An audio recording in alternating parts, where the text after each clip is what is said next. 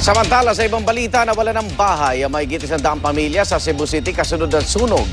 Nangyari po ang sunog 2 araw bago ang nakakda umanong demolisyon sa lugar. By live report si Alan Domingo ng GMA Cebu. Alan! Yes, Igan, mahigit isang daang kabahayan ang tinupok ng apoy sa malaking sunog sa 2 sityo sa Barangay Alaska, Mambaling dito sa lungsod ng Cebu kahapon ng madaling araw.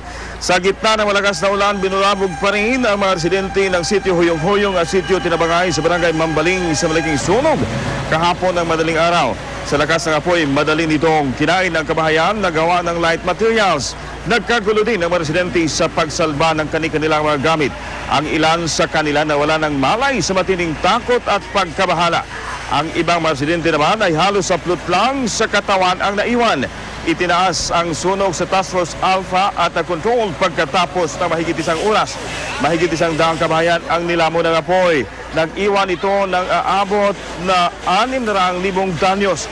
Wala namang napaulat na nasugatan o namatay sa sunog. Igan, inaalam pa sa ngayon ang sanhi ng sunog. Nakatakda sanang isagawa ang demolisyon sa mga kabahayan sa lugar bukas. At yan ang latest mula dito sa Cebu City. Igan? Maraming salamat, Alan Domingo ng GMA Cebu.